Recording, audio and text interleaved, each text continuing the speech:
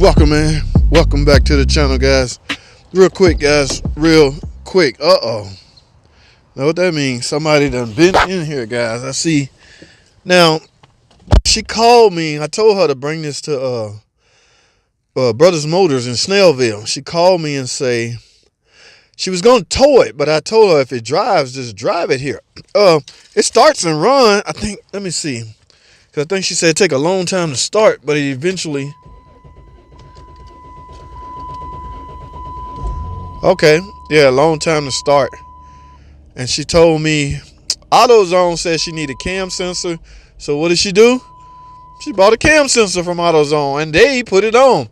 I think this car equipped with a 3.5. Those cam sensors are extremely easy. So AutoZone scan it, P0340, I want to say. That's usually typical cam sensor. They say the cam sensor, you know how AutoZone, Advanced Auto, they always, yes ma'am, your cam sensor bad.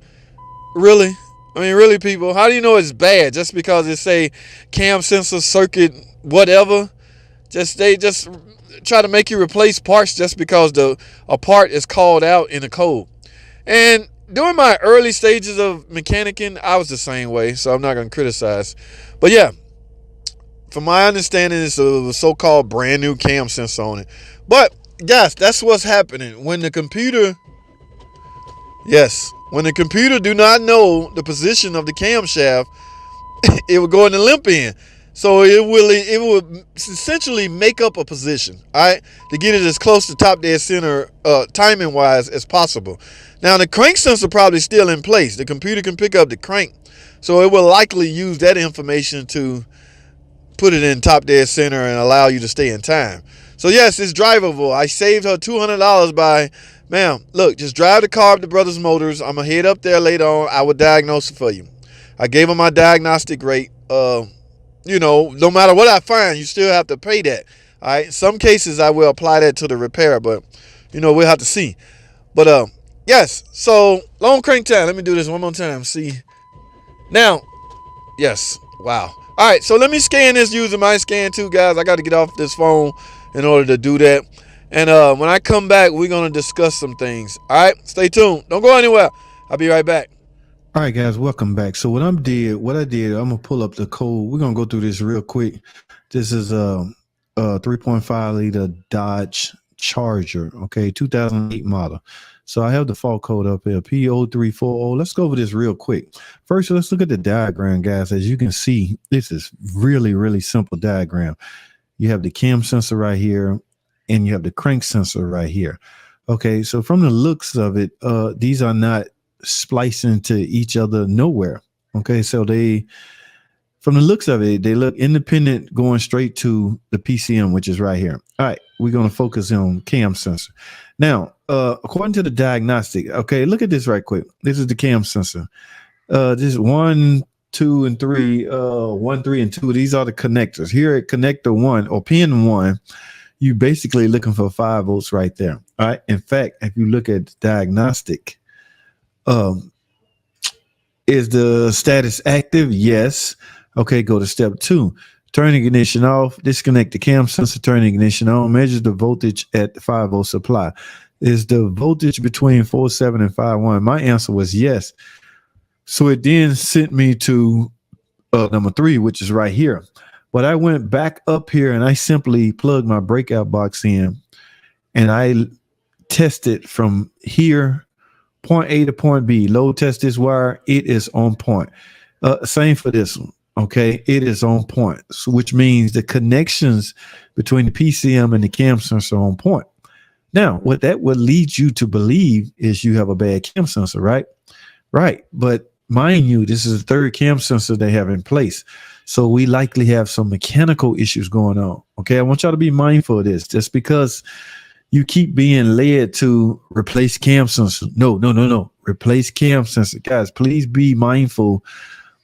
These sensors are there to read mechanical items. Okay, a cam sensor is there mainly to read or to tell the computer where the cam shaft is positioned at.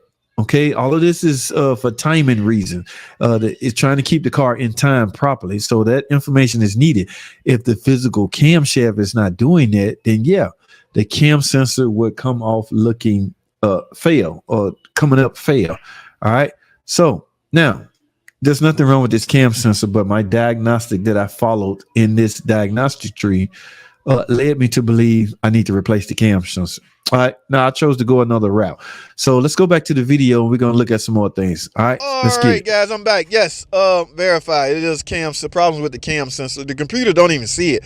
And guys, you know what's weird? It is active. All right, so active. Active mean the problem is now. So let's do this. Let's go outside under the hood and see what we got. Let me shut this down. All right, let's go see. Man.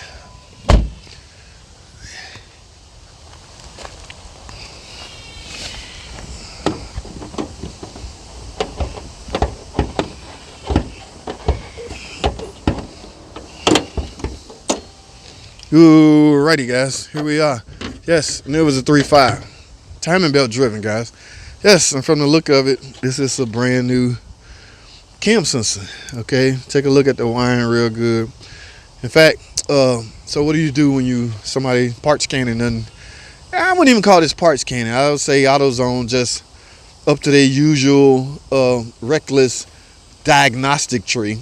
They told her all you need is a cam sensor.